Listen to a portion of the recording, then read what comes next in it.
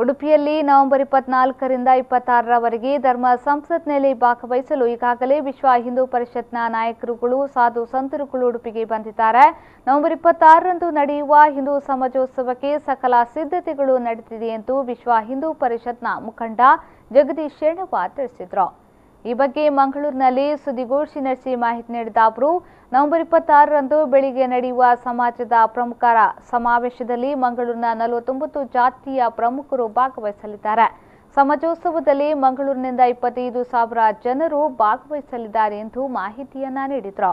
ಅವರೆಲ್ಲರೂ 49 ಜಾತಿಯ ಪ್ರಮುಖರು ಕೂಡ ಅಲ್ಲಿ ಬರ್ತಾರೆ. ಇನ್ನೊಂದು ವಿಶೇಷ, ಹಾಗೆ ಸಮಾಜೋತ್ಸವ 26ರಂದು ಸಂಜೆ 2:30 ಗಂಟೆಗೆ ಜೋಡುಕಟ್ಟೆಯಿಂದ ಮೆರವಣಿಗೆ ಆರಂಭವಾಗ್ತದೆ.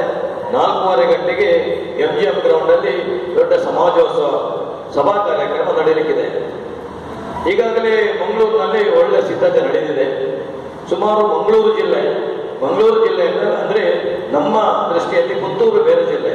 ನಮ್ದು 4 ವಿಧಾನಸಭಾ ಕ್ಷೇತ್ರ: ಮಂಗಳೂರು, ಮಂಗಳೂರು ಉತ್ತರ, ಮಂಗಳೂರು ದಕ್ಷಿಣ, ಮೂಲಿಕೆ ಮೂಡುಬಿದ್ರಿ. ಈ 4 ವಿಧಾನಸಭಾ ಕ್ಷೇತ್ರಗಳನ್ನು ಒಳಗೊಂಡ ನಮ್ಮ ದೃಷ್ಟಿಯಲ್ಲಿ ಜಿಲ್ಲೆ. ಇದರಿಂದ ಸುಮಾರು 25,000 ಜನ ಕಾರ್ಯಕರ್ತರು ಭಾಗವಹಿಸುವ ನಿರೀಕ್ಷೆ ಇದೆ.